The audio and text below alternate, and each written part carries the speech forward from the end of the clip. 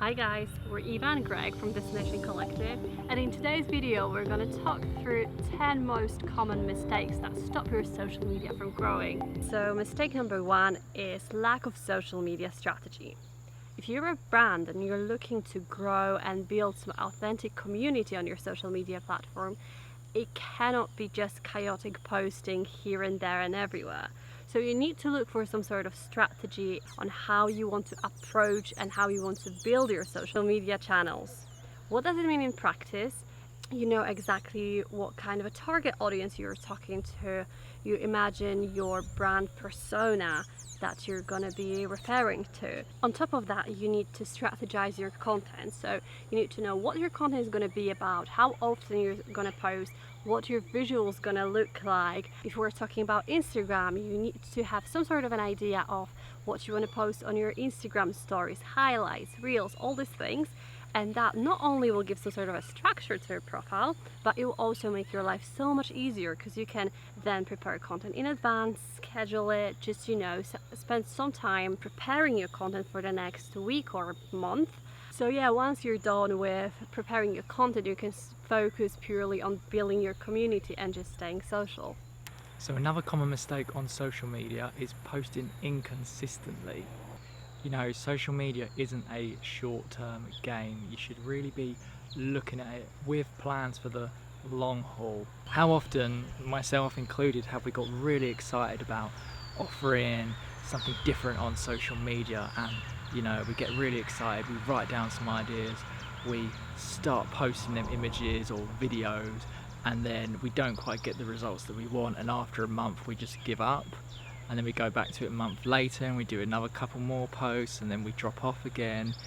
You're not going to expect to receive any results. So something inspiring to share with you is Stephen Bartlett, the co-founder of Social Chain, once said that for him on Instagram it took him 800 posts to get to 10,000 followers, and it took him another 800 posts to get to 1 million followers. So you can see the real difference. He put in that hard work, he put in the legwork to get to 10,000, and then he carried that on, but the results increased massively purely because he was consistent. Something Eva and I here at Destination Collective are trying to do is by posting a YouTube video once a week.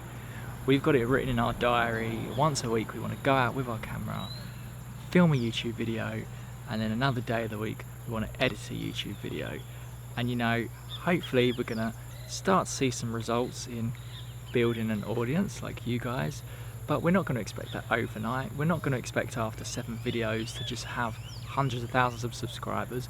We know we've got to be in it in the long haul, we've got to post consistently, we've got to have our strategy, and the subscribers will hopefully follow. On to the next one. Such an obvious one, it's so important. Don't buy followers. Yeah, I cannot tell you how many times I go onto this or that brand and I see hundreds of thousands of followers and an engagement on 0.01%. It's really so easy to identify where an account bought some followers, and it just not only destroys your profile in terms of your algorithm positioning, but it also destroys your reputation. Try to think of any accounts that you walk into. It might be, if you're a brand, then it might be an influencer that used hundreds of thousands of followers, yet really tiny engagement. Did that person seem authentic to you? Would you trust this person to promote and sell your product? There are high chances that you wouldn't. The same goes to brands. And I think that this point goes a little bit further away than just buying followers, because right now there's so many services offering you help with your social media channels growth, and what those services really are just bots that are either following and unfollowing thousands of other accounts, or checking random people's stories just to get the views out, just to spread the awareness of your brand. But those tactics are absolutely unacceptable on the Instagram side, and what it's going to lead to, rather than a growth, it's going to lead to your account being blocked. So I absolutely understand that social media management is really challenging responsibility. So if you need help with that, please don't go to purchase this rather scammy services, but invest into a real person, into a real social media manager who's gonna engage authentically with your target audience, who's going to create real conversations and discussions, who's actually going to bring you some growth and not put your account into actual danger of being blocked. And even though I focused on Instagram a little bit more, to give you my example, the same rule applies to any other social media platform. Don't buy likes for your Facebook posts, or don't buy your YouTube views, or any other fake social engagement on any other social media platform. Believe me, it's going to bring more damage than good in the long term. Guys, if you're getting value out of this, please drop us a thumbs up. It will really help our channel grow, and please consider subscribing. We'd massively appreciate that. So the next mistake people make when they're trying to build a social media account is ignoring the latest features available on those platforms. I know, guys, it's really hard to keep up to date with social media. There's so many platforms these days. There's always updates coming out and it's hard to stay on top of everything. But if we're really looking to build our brand, well, these platforms reward those who do use these new features because they're updating themselves. They're trying to grow themselves as platforms. They want to keep people on these platforms for longer because, let's face it, everyone is competing against each other. So for example, let's talk about Instagram. A lot of people love Instagram. So Instagram in 2020 brought out Insta Reels. And it's because they want people to use it. They want people forgetting about TikTok and spending their time on Instagram so that Instagram can be the #1 social platform. There's some accounts that might have been stagnant for a while and then they've jumped on the Instagram Reels bandwagon and they've posted consistently, and you know, you might be following them and they've had 3,000 followers and now they're on 40,000 followers, and that is no fluke. Instagram is really pushing that content. Another mistake is overposting, and let's elaborate on this one a little bit. Don't get me wrong, there is nothing wrong about posting a lot. In an ideal world, you would post 3 Instagram posts a day, 1 YouTube video every other day, and create LinkedIn posts every 3 hours. But please remember that quality always wins over quantity. So unless you have the whole team that is responsible for all their different social media channels, that has the capacity to create all these valuable posts, otherwise it might not necessarily go the right way. The 3 key rules. Your content needs to be either educational, inspiring, or entertaining. So if it happens that your brand doesn't have a massive strong social media team and you're aiming to do all these posts on all these different channels yourself, it might end up with a burnout and you're gonna end up creating content all the time, running out of time for any other responsibilities that your brand will require from you. So yeah, just make sure that you always post quality over quantity, even if it's every 3rd day, every other day, it doesn't matter as long as it's consistent. So rolling off the back of Eva's point, it's important to not stretch ourselves across too many social platforms at once.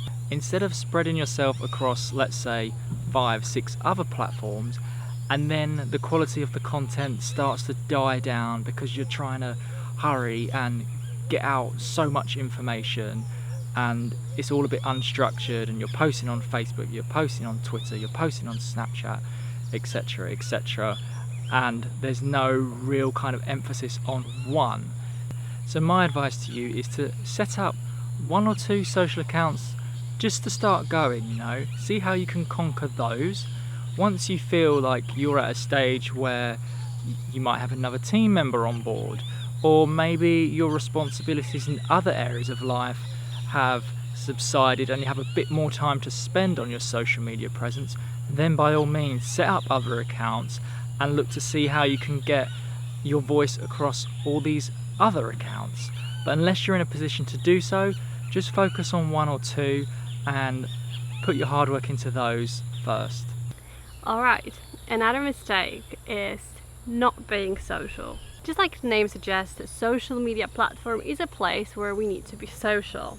Sometimes I know we get so lost in creating content, posting, schedules, times, and all that stuff that we actually forget to create community, to engage with people, to always make sure that we reply to a comment or reach out to some people, check our DMs, make sure that we've seen them, that we think about thoughtful reply, and that we're really trying to connect with people. Because no matter how beautiful your posts are, how valuable they are, if you're not building this community, if you're not trying to build human to human connection, even though it's for social media, but you're not building this connection with your audience, they're not going to feel this connection with you. Because this way you're getting to know people that are interested in your brand and are most likely to become your future customers.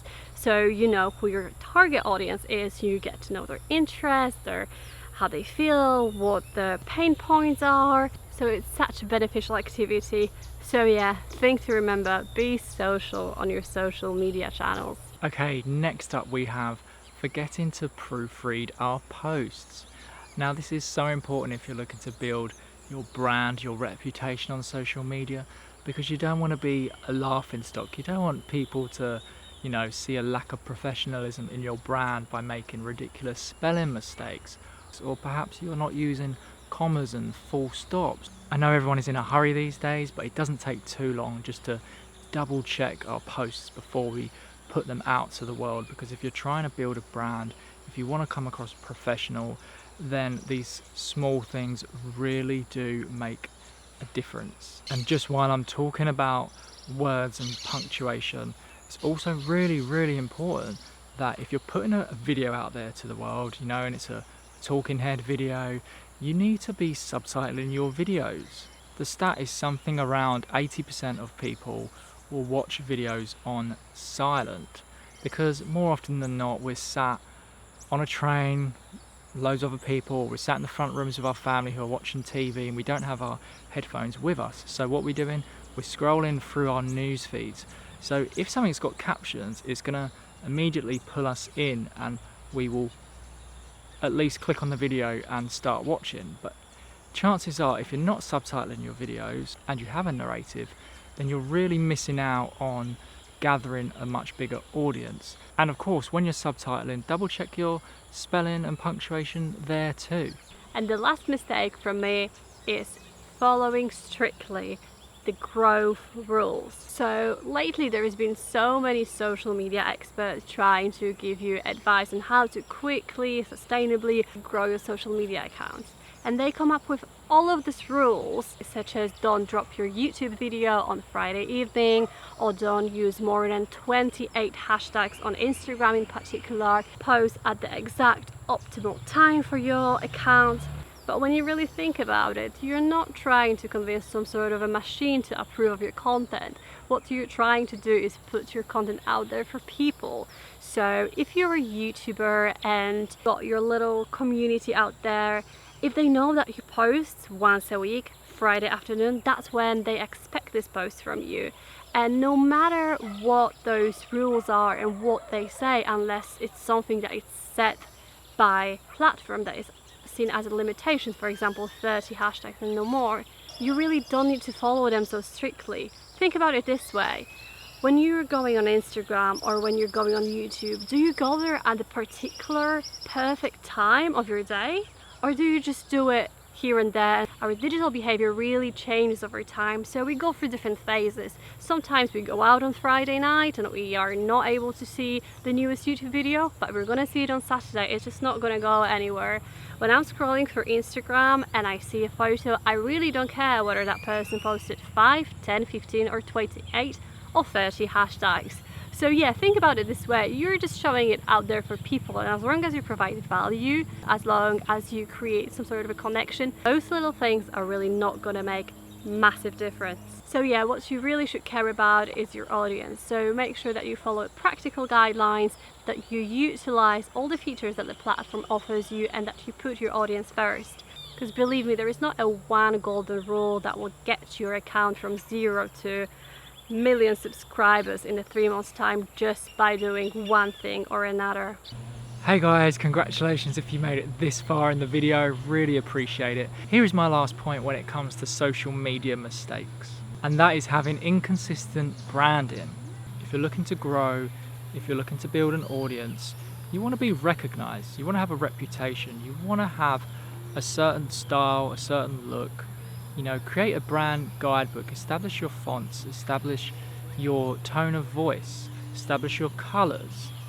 This doesn't mean you can't change those things. You can look to update those things and then carry on with that. You know, you don't want to be stuck, left behind. It's important to keep evolving, but it's important at the beginning to just have some kind of identity, and then people will recognize you for that. Whether that's YouTube thumbnails, we make sure to put our logo there, the bottom corner, and we put our text in the same font in each video, because we want to be consistent. We want, if someone's scrolling through their subscribers, to recognize, oh, that's Destination Collective. Whether that's your style of videos or Instagram feed aesthetics, all these things are important so that people can get to know your brand and to memorize your brand's image. You know, let's face it, if you're using, let's say, Instagram posts with clean, minimal aesthetics, and then out of nowhere you have a post that's big, bold, gothic fonts in a different colour, people are going to scroll through their feed and they're not going to necessarily recognise that's you, so they might just completely bypass you. So just make sure that your brand, it has this identity, and reflect this identity across your social media channels. So guys, I really hope that was valuable to you. I really hope you've learned some things not to do on social media. And we'll see you in the next video. Bye bye. Bye.